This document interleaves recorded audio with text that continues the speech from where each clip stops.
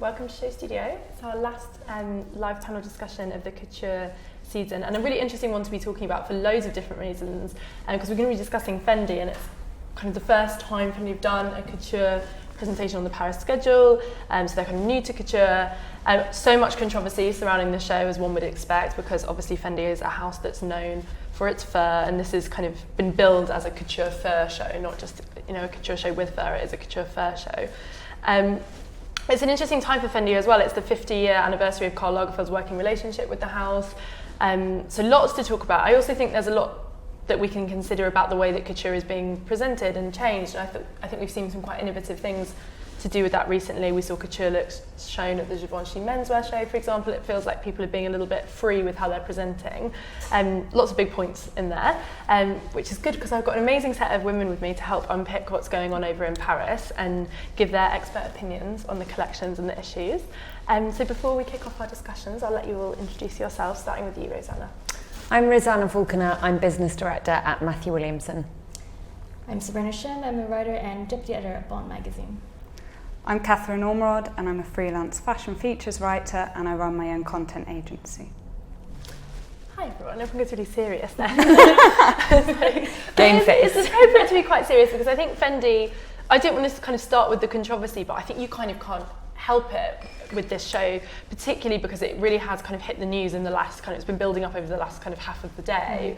But a lot of kind of anxiety, a lot of tension around this presentation, which is strange because I don't feel like there was that much negativity when the announcement was first made that they were going to show couture. But I think as people have realised the focus on fur, Peter, however you pronounce it, are outside the venue. There's kind of real scenes of distress and anger. It's hard with fur, isn't it? Because it just sells so well and it's having such a moment and it sounds awful. It's such a trend and you don't want to reduce something as controversial as fur to being a trend, but it is. But then it still kind of inspires so much anger. Where do we all stand on the fur thing? Is it outdated? Is it okay? What do we think is the current state? Are consumers more okay with it than before? What do we think? Big questions there. I don't want to put anyone on the spot. I mean, judging by the numbers, it seems fur is doing extremely well. I think it was something like around $40 billion US last year. I mean, year on year since the late 90s, it's been increasing, and that's just not like one area propping everyone up. It seems to be like, in the UK, in the US, and China, it's just all. So it's a bit strange, but at the same time, I know that there are lots of stores and lots of magazines have anti-fur stances. So it's a tricky one. It is, because obviously it's everywhere and lots of people are wearing it, but no one wants to talk about it. Yeah. And it's a real taboo, really, still within the industry, in an industry where there are very few things which shock and very few things which are taboo anymore. Yeah. And I think also lots of magazines have issues because Fendi is a big advertiser. Yeah. So they might be running adverts with, their big stars, Caras, so on, wearing fur, but then these magazines can't run these adverts. It's a constant tussle between the two sides of the coin. I think I don't see it going away either. I think that it's progressed since the 80s when you couldn't give away your grandmother's mink coat to a charity shop that didn't want it, and now that's hugely desirable. I think brands are experimenting with different textures, and we for winter used a lot of mohair, Mongolian fur. I know that Ralph Lauren, who've banned fur since 2006, are now playing with shearling, but really underlining that shearling. However, even though buyers like Net-a-Porter have that ban on the site now, there are other buyers. And when we had the wholesale appointments in Paris back in February, there was still demand for fur and certain disappointment that we didn't have the fur that we've become quite synonymous with for our winter collections. That's interesting. So I think it's hard, isn't it, with that pressure on the buyers, also because a lot has been made of kind of the rise of great fake fur brands. Particularly there was so much kind of attention around something like shrimps, but in a way actually that's kind of normalised fluffy dressing in a way, so it's made it actually almost more of a trend, which I think in a way has made real fur pieces seem more attractive, and I think I know a lot of people who wear fake fur and wear real fur, and they just like the aesthetic.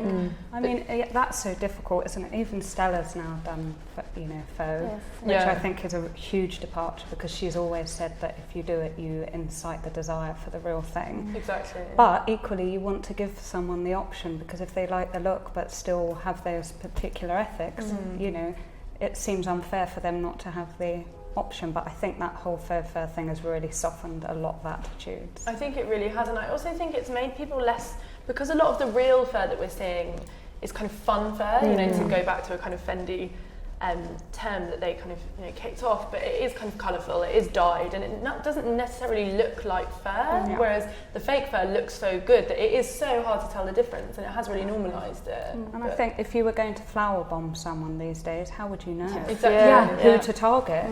No, I've walked past when they're protesting outside Harvey Nichols, who do stop fur, wearing shrimps, and felt slightly conscious that they were going to start yelling at me, and I'd have to be like, no, it's not real. Feel it. But what do we think, why is it still a taboo? Why do you think people, is it all wrapped up in, I think it's really smart that you brought up the advertising problem, is it wrapped up in the, why can't people talk about it? Why isn't it something that is discussed more by the fashion press? You go. Well, no, I was just going to say what we were saying earlier, cruelty is never appreciated and is always a bit of a dirty secret. But then it's such a fine line, as we were saying earlier, about, the battery chickens and where do you draw that line? So exactly, we were saying, what goes on in pig farms, what goes on in chicken farms. You don't have people protesting 2 chickens for £5. We all know how they're made. We all know how very cheap clothes are made.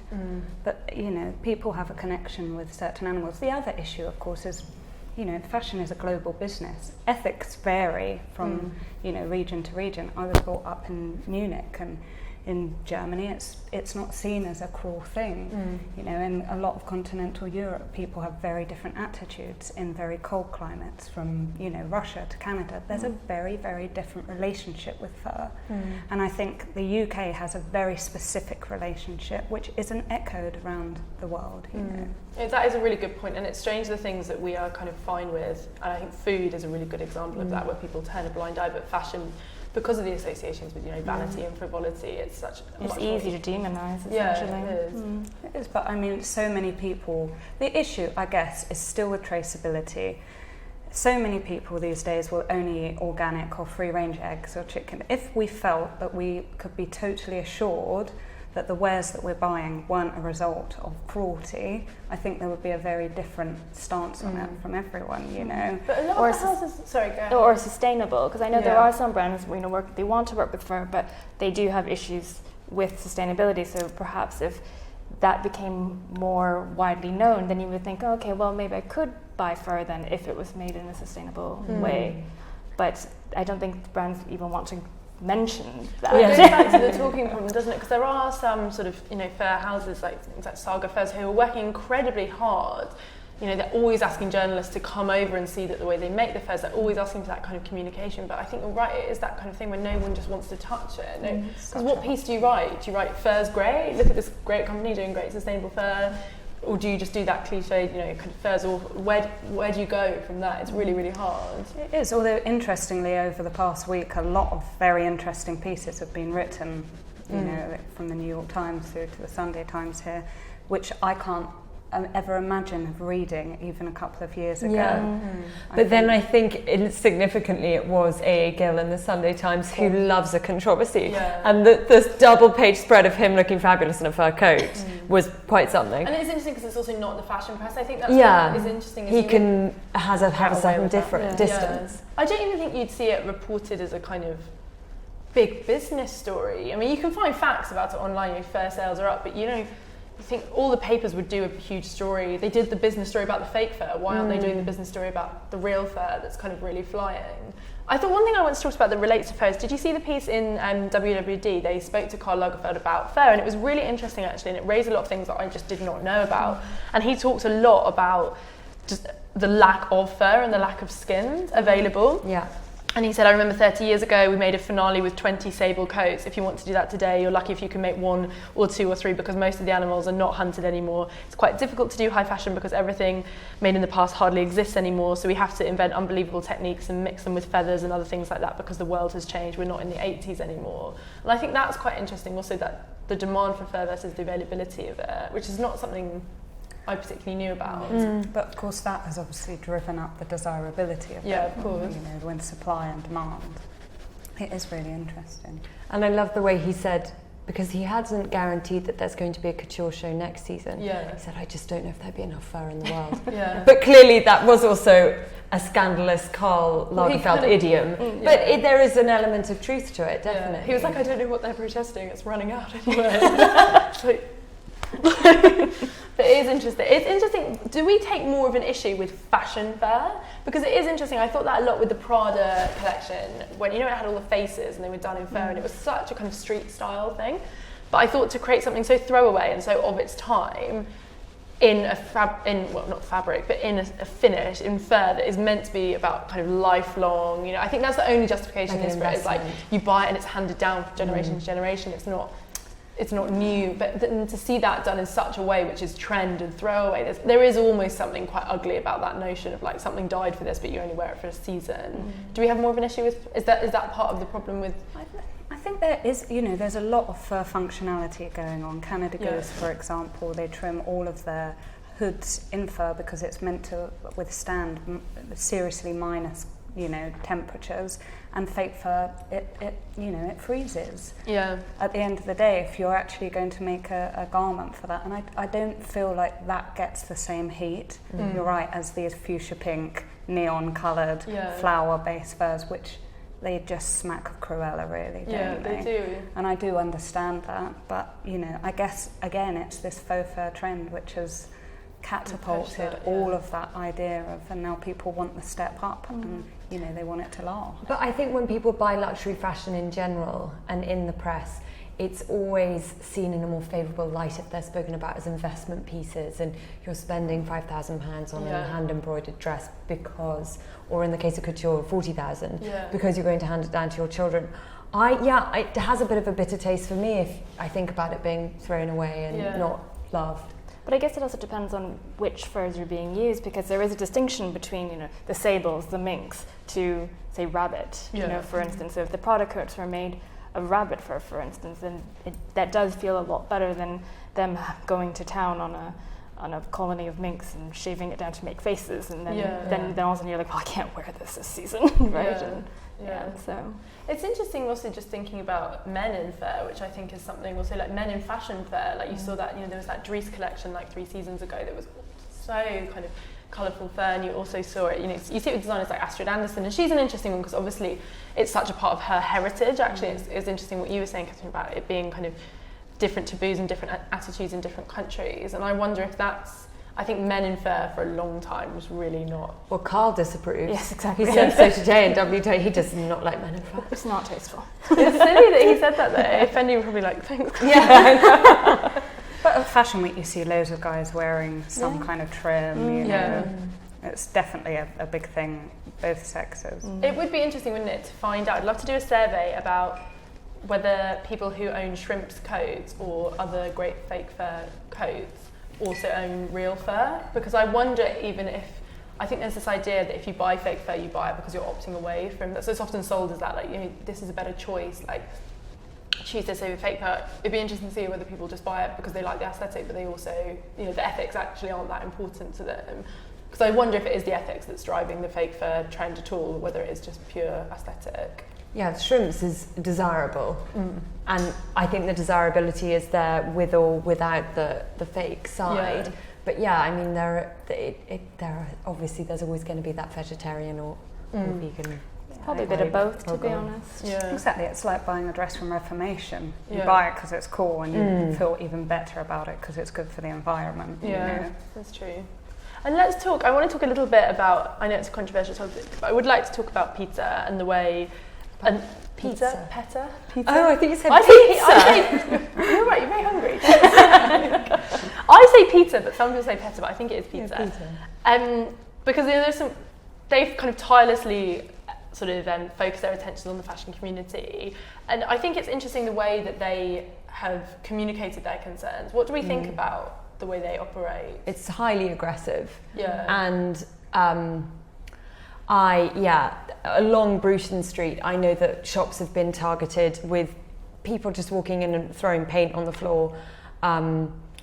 It's highly aggressive and also often unfounded and poorly researched, because I know for a fact that at least 2 of the stores that were targeted last winter didn't have any fur at that time, and it was fake, because fake is becoming, often it's a really wonderful fabric to work with. And what we have to remember for designers, and what Carl really drums home, is he likes fur if it's, well, he loves fur, but he likes it to be light and easy to use, and he likes to use it like any other fabric, like silk or an embroidered fabric or jacquard.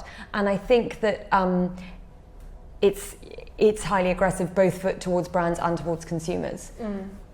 Yeah. Do you think there's better ways to get the point across?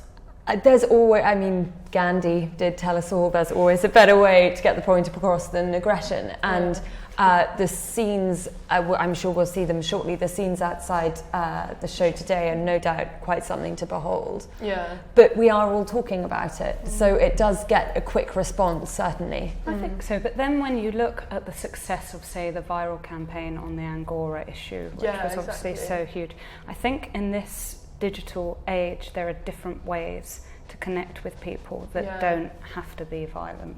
Personally, I think that for me that is a massive turn off, whereas actually if I felt that someone made the effort to educate me and and everything was really well researched, that would have such a bigger impact on the way I felt. Campaign, it's really smart that you mentioned that, because that does show the power of kind of really properly researched, telling people why something is bad or why something is kind of important to have change. And it feels, because sometimes it feels like they're not being heard, and I do feel they're not being heard at the moment. Yeah, and it is, because people, it's easier to turn a blind eye, because it is quite scary, when you don't want to go and engage, and the imagery is so kind of upsetting that it doesn't make you want to. It's just not. But then an upsetting image used in a clever way digitally, like you were saying, can go viral. And a couple of weeks ago, the festival where the dogs are boiled and then you eat them, one eats them in China, that image couldn't be escaped over that weekend across social media, and that's where it's being used most effectively. But I haven't seen their work much across digital platforms. It hasn't been inescapable like really effective campaigns can be. And you'd think that that's where they would really, really be putting all of their efforts, because the effectiveness of it's amazing. All of those retailers pulled all of that Angora. You couldn't find Angora in the UK for love nor money, should you really wanted to. And I just think we just live in a different age now. We really do. Let's move on and talk a little bit about, just in general, Fendi moving into couture. And I think that is obviously very tied to what we were just talking about in the market for kind of really luxurious, really designed fur.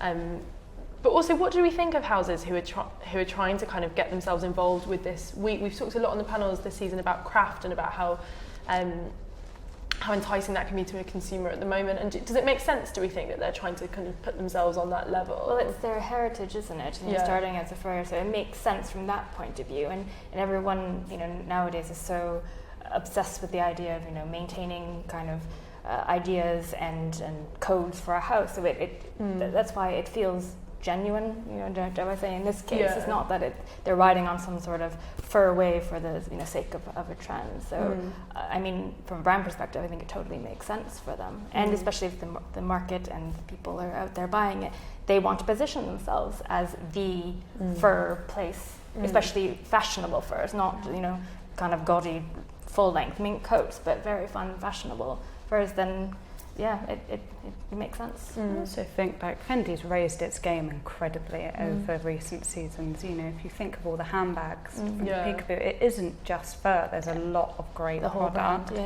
That's the stores have had imaginative refits. It just feels like it's been infused with so much energy, and it really competes at that high end. So why wouldn't it be on the schedule? I also wonder if it's something to do, the fact that certain products have become so mass. I was speaking to friend who's a buyer, and he was saying, you know, those little bugs that they do, like the bug bags and the charms.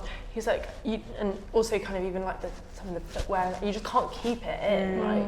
And he was like, it's always a risk because each season, if we buy it, it sells out like that. But he was like, you're kind of scared to buy it because you buy in such big quantities and you think this fad has to end, and then you're going to be sitting on like, you know, 1,000 bug charms or something.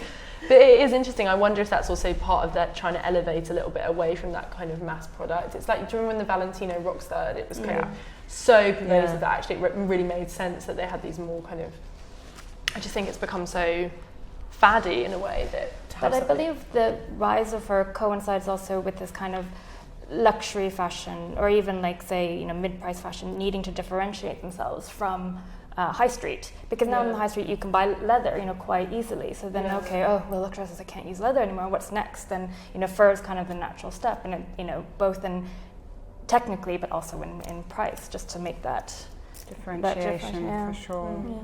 And what do we think about the fact that, as you pointed out, Rosanna, that they have been quite honest about the fact that this might not be a regular thing? It's not like they are joining the couture schedule, that this might be more of a kind of pop-up. Do you think that that's something that's, to me, that's quite an interesting and forward-thinking strategy? It made me think, how amazing if, you know, McQueen one season did a couture presentation just for the sake of it, you know. And it started to make me think, would that be good if we saw more brands engaging with couture in that way? Well, I see couture now as the ultimate showcase, and it's what Fashion Week used to be back in the days of McQueen in car parks at London Fashion Week, and it was like going to the theatre, and that's what this is now. It's also one of the ultimate exhibitions of peacocking that Susie Menkes disapproves of, but it doesn't necessarily disapprove of, about what she has written. And this is the ultimate showcase of fashion in Paris. I think it goes without saying that they should be a part of that, but I think it also, I love the way it's almost quite clever marketing and branding that they've said we might not be here this season, next season. It's them saying we're going to give this, which is a great honour to be invited onto that schedule.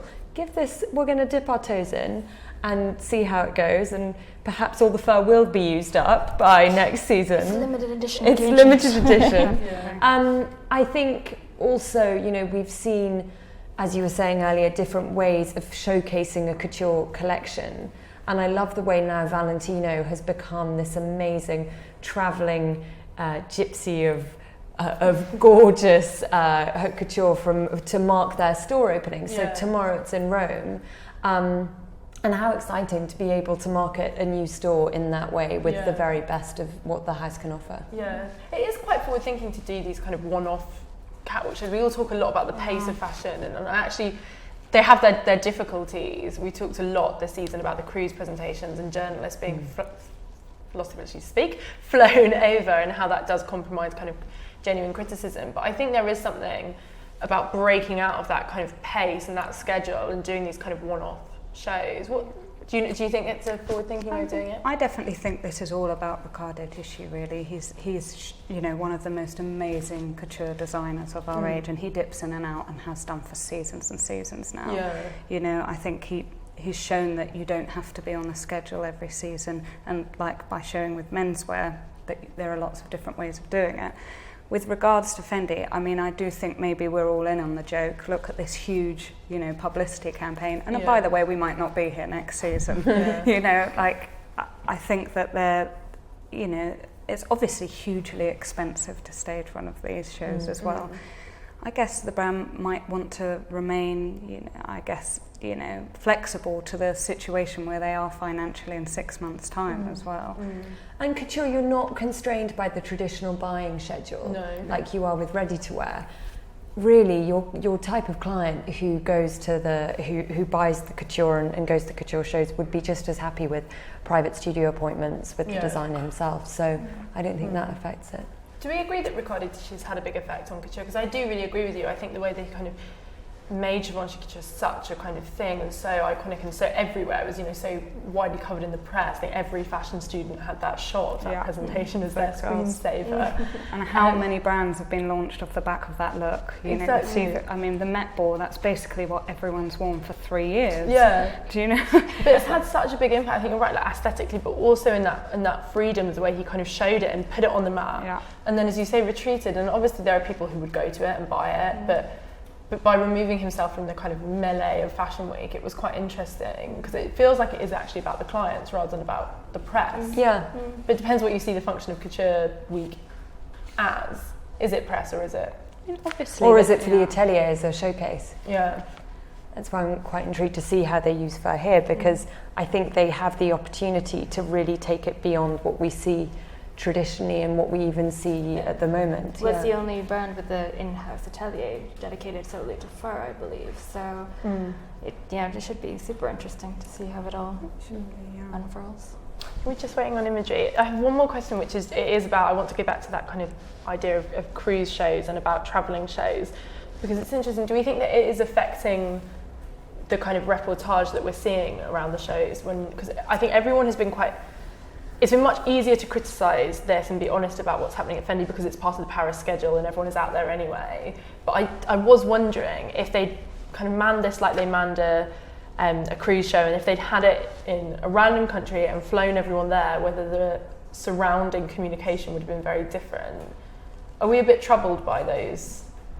It's hard, isn't it? Also, you have to remember not every journalist is going to be able to go to every one of these shows, which means there's now more space for people who come from potentially different areas of experience. So maybe they've had a blog, or maybe they have 500,000 Instagram followers. And in terms of the quality of criticism, potentially they, haven't had 20 years worth of experience on a newspaper in the cut and thrust of things. There's going to be a different voice and there's going to be a different outcome, So I don't think it's actually so much even that the journalists are being bought. It's maybe those journalists with those credentials maybe aren't getting to those shows in the same way. But I think by adding it to the schedule in Paris, it gives it that cachet of being a couture, because I think if they were to take it somewhere else, say like if Hong Kong is their biggest market for furs and they took it there, then that seems even more gauche in a way. It's like, oh, look what we can do, and we're just going to fly everyone and bring everyone to Hong Kong because the fur is amazing. That is literally what brands are doing. That's what's so strange, setting up ship in Tokyo for a season and giving them a bit of a shout out. I think I'm stuck in my head because I can't work out whether that is really forward thinking in the future of fashion presentation. We're all saying that the cycle of shows is too much, it's unsustainable, journalists and buyers are kind of spending their whole year travelling. So part of me is like, fantastic, people are breaking out of that, doing these one-off special presentations. And you think, how great, wouldn't it be great if each house did one a year when they wanted to? And it was or I can't decide whether it is just about houses showing their might and flexing their muscles. It's definitely partly that. It goes without saying that it's definitely that. Equally, if every house decides to fly people twice a year somewhere else, 365 days will fill up pretty quickly. And we may lose the original show schedule, but we're going to be travelling around the world. You'll spend your life in a fashion career and, hopefully business class, but still in the air. So how should fashion be presented then? That's a huge question. But it seems so pertinent at the moment, just off the back. It's just really strange because I've just come out the whole menswear season, this is going on. In the middle of it, people were kind of flying out, they're going to New York for Gucci. It's just been kind of mad, and it got me thinking, this isn't sustainable. And it also feels like a lot of people talking to each other. Does anyone have any smart ideas of how it should be? Well, our new business model. We announced last month a completely new business model for us, online, in season and direct to consumer. So we're now going to be all our clothes will be in season, no more coats in August, and any presentations will be instantly shoppable online, and the full collection will be. No longer, often houses do a few pieces that you can get in 4 weeks. It's been something that's been on our mind for a long time, but in February it really manifested itself in that we were contacted by so many loyal, wonderful customers straight after the show wanting the finale gown, the opening look, and all we could say to them was, oh, you can pre-order it and it will arrive in August. And the disappointment was palpable, and I think as a brand that isn't led by trend but is just seasonless, desirable clothes that women love, it makes so much more sense for us. And we're also wanting to make, therefore, our presentations very much consumer-led, and as it is, we've been putting more and more of our clients on the front row, and I think it's instantly shoppable now. It's very much geared towards them. Yeah, we needed it didn't feel right for us anymore, the traditional model. But it's very intimidating, I think, to be able to do that and to pull out of that, to pull out of that schedule and to do whatever you need to do to make that model happen. Yeah. Do we all think that buy straight away is the future? Because I've asked that on a few of these panels, and some people are really like, no, people need to be able to wait, it's strange. I think it depends on the brand. It wouldn't work for so many brands that are hugely trend-led, and that, the shows you see each season and you don't understand them until 6 months later, and then you're like, I love that now. And I still really have that. A lot of journalists say that it's faded because you see it on Instagram and it's reached saturation point by the time it's in the stores. But no, I still think I need to have my eye honed for a lot of the more edgy or brands. I don't know, I feel like sometimes I've seen something, I've forgotten it, and 6 months later there's something new, and that's what I want then. I think the consumer must think that they must find it so confusing. I can't understand it. When I find nowadays when I try to explain it, I feel like I'm trying to teach myself, and I almost don't believe in it myself anymore. Yeah, well, the message you're sending them is really confusing. It's like, look at this is what you should be wearing, this new thing, look at this amazing catwalk show, but go and buy that old thing. It just doesn't work. What's your take on it, Sabrina? I don't know, I think it's really hard to say. It's obviously down to the fact that the images from whatever shows, whether it's ready to wear to the cruise, it becomes so available, and that I think that fuels it. So what would happen if, say, those images weren't as readily available? Then you're thinking, okay, well, I have 6 months basically to kind of let it ride, and then turn the shops, and then it's still exciting because it hasn't reached that saturation point. So I'm unsure, because I can think of from a consumer point of view, myself, that I would probably want to buy it straight away. Yeah. But I think for the industry as a whole, it doesn't sound like a very good idea. But then do we need to retreat a bit? Because it was interesting, it felt like cruise and resort kind of went two ways. There was this brief period where everyone was trying to keep them quite under wraps, kind of the Phoebe Philo model of being like, we're not going to show people. And then it kind of just everyone was like, oh, let's just go for it. And a massive party. And you think that was the quiet collection? I feel like, Tom Ford tried it, didn't he? 2.5 years ago, and there is no fighting progress. There just isn't. People have got a phone on them, they're going to take a picture, they're going to send it. And there's nothing you can do. You can't be a Luddite and think, we've got to smash it, you've got to work within the new world. And I think it is going to have a dramatic impact on the structures of our industry.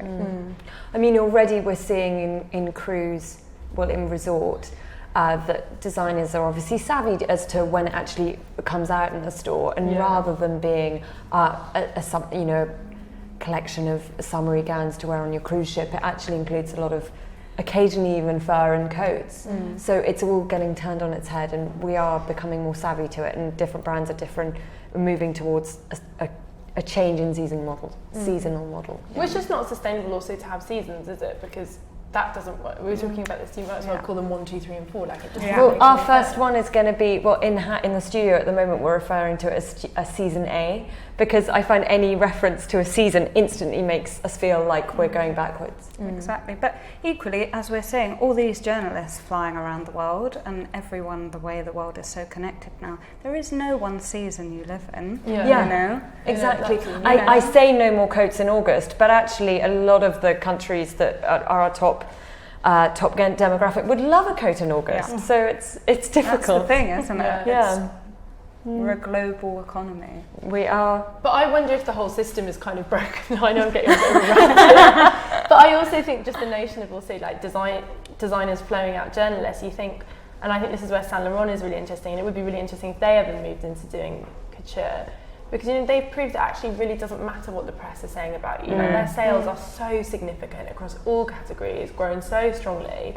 And you just think, if I was a designer now, I would be thinking, why am I bothering with these people? I need to be talking directly to my consumer, or an influencer, which is the new midpoint between consumer and designer. Really, that's the truth of the matter. That's interesting. So by that, do you mean kind of bloggers? Do you mean street style? Bloggers, all different people that for whatever reason resonate with a consumer in the new world. Of course press still matters. Of course it's great to have a voice, but in terms of actual translation to purchase, it is those influencers, and they would be the people that I would be growing all of these gangs, like all of these brands are creating their gangs of cool girls, which are ambassadors, and maybe they're on social media, or maybe they're actually just socialites within certain areas, and they are the people that are really communicating with the consumer. So the brands you're working with, is that what they're interested in? Yeah, it's hard, isn't it? It is, of course it is, because they are paid employees. Yeah. And do we think? And I think also so much of that can be smoke and mirrors. For a luxury brand with a certain price point, we have had real surprises over the years over those who will sell and make your traffic soar and things go like hotcakes, and those who just don't really have any traction. But then it's about finding the right influencer for your consumer, for your brand as well, and really working. It's about creating actually authentic relationships with people, like anything that works. There has to be authenticity below it. And lots of people that are, work as influencers, they're so embedded within brands, they're so embedded within the industry that it's not a flaky thing, They're building their career around relationships with DNA with specific brands. So are they more important than the big celebrities? Is there something, it's kind of like the vlogger thing, isn't it? Is there something to do with relatability that makes someone more? Yeah. I mean, the relatability thing for us is the success that we find in that street style headless image thing. Our customers love that because they can imagine themselves much more in it. That's interesting. And we would never dream of making our e-commerce shots are always non-recognisable, and that's been far more successful for us.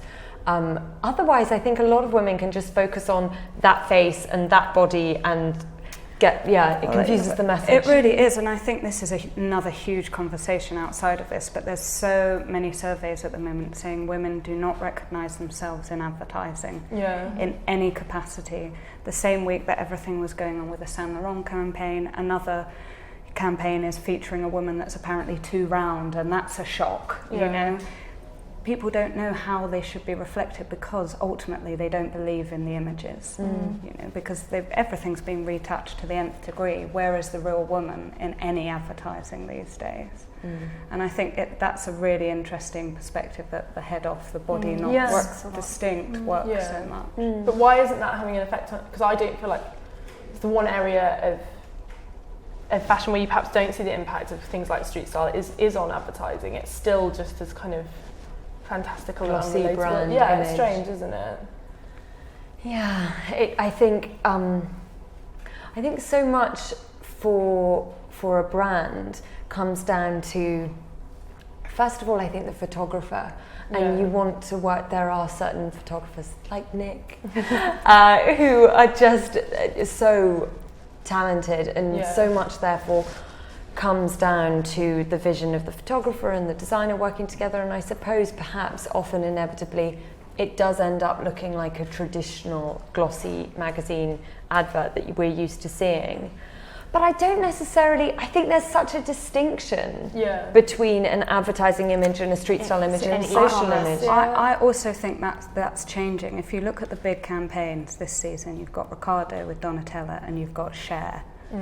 These are the big images. This is Kim Kardashian broke the internet. That's what advertising is becoming. But nobody buys on the back of advertisements anymore. Like, you don't look at them and think, oh, I really want that dress. You don't. It's not about I think advertising is more of a kind of drip feed effect now. Like, when I think of certain brands, I think of their latest campaign. I would never think of what I saw on Instagram recently. I think it's very iconic. On Instagram, like the street style, that's what's selling the clothes. Yeah, definitely. The advertising is kind of setting the tone of the brand. Exactly, creating that world, the idea. Well, we don't advertise, and I think 10 years ago or 5 years ago, that was probably, we saw that as more of a debility, but now with our social following, 1 million on Pinterest, I'm pleased with that one, and across the various other platforms, we can drip feed our own content, and it acts and it's very direct to consumer, and there's that interaction. I remember the article you did this year about advertising images needing to become used to the suitable for the square Instagram format, and I think that is a tangible change that we've all seen. Yeah, definitely. They need to work on Instagram. Yeah, and when we're shooting campaign, not for advertising purposes, but for web or branding purposes, we always now obviously consider wide format for web and square for. It's even just how it looks on a screen is so different actually to how it looks in print as well. Like even just the lighting and stuff on the image is interesting. And it's also because people are putting maybe film on social media, so you're getting so much direction with supers on top instead of voiceover. You know, that is a big change in the aesthetic of everything that's being created as well. We've got some looks in. Should we have a look? It's an interesting setup because they've been very strict on catwalk photography, so we're going on what we can sneakily have got, but it's quite interesting to look straight away that we were just talking about fashion fair. Big bird. And yeah, this is very much not kind of a timeless, seasonless piece at all, is it? So, silver over the knee boots, and it does look like he's integrated some feathers there, doesn't it? It's strange also because the venue is very traditional. They've had it at the Theatre des Champs-Élysées, and everyone was given binoculars, so it's kind of like you were at the theatre, and the backdrop is Chirico, I think is you pronounce the Italian artist, like this beautiful. So it looked very, very traditional. And then this, even just like from the boots, it reminds me of kind of the couture that Raf Simons did for Dior last season with that latex. But maybe this shape, like the dress, is slightly more... It's quite costumey. Yeah, and I wonder if that's a thought as well. But it looks incredibly light. Yeah. But then that goes back to what we were saying about Karl Lagerfeld's obsession with making fair kind of...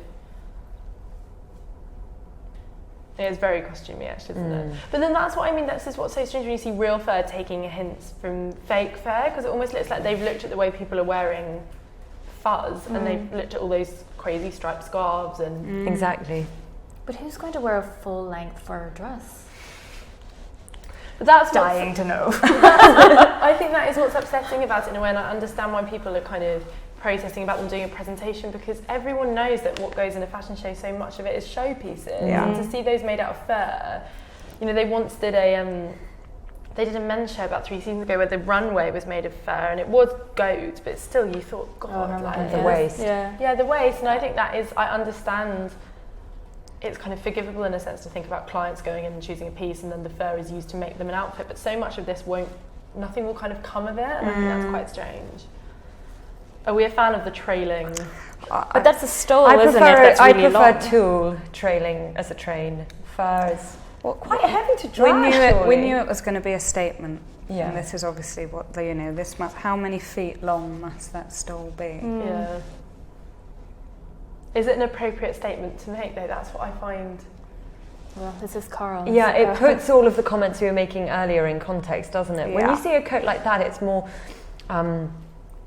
forgivable is the right word. But yeah, it's the trailing I think particularly the way it kind of trails behind you. It's like it feels carcass. It's like dragging a carcass. That's it, isn't it? But I guess, I mean, the MO was for them to kind of challenge people's conceptions of fur, and, you know, clearly a strapless bodiced fur gown is going to do that. But then I feel like the stole is then almost quite conservative, because I think to really challenge people's perceptions, it would be to see it brought into a very kind of very day wear, very... I totally agree, actually, and I think that's what feels fresh and modern, the idea that you actually would be getting wear out of it. This idea of this status, like Russian oligarch's wife, fur, to me, that is what smacks of something that feels very unclean. Because the fur coats that Fendi have been showing the past few seasons have looked absolutely stunning.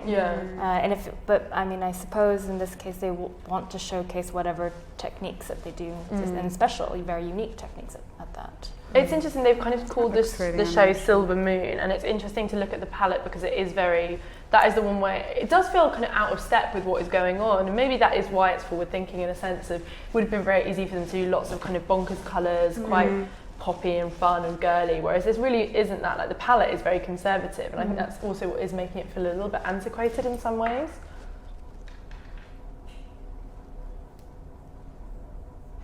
It's very Winter Palace, isn't it? Yeah, it's just very...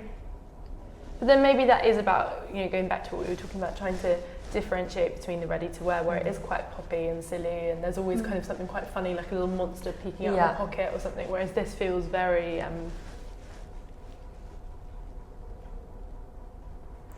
Wow. Yeah. This is...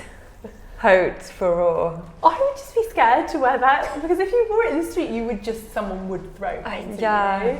But wasn't it? It's quite striking, isn't it, when you see it like this? But I think in that interview that Carl said, he was talking about women buying the furs and then dropping their temperatures in their houses to like 0 so they could walk around in them. And I think it was that interview.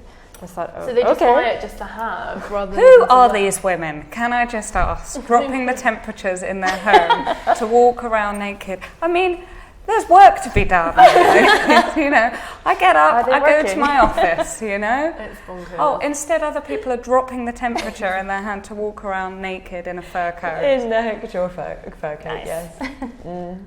I always think the interesting thing with fur as well is obviously it's all meant to be luxury, but the fur's on the outside. Yeah. It's never on the inside. It's not actually next to your skin. Yeah, it's so saying the whole thing that it's about show and it's about money and it's about wealth. I think it's way more chic when it is on the inside. Yeah. Because then it's actually got a function. Thomas Tate did a coat which has mink under the armpits on the outside, but it's just a plain black coat, and he did one in leather as well, I think.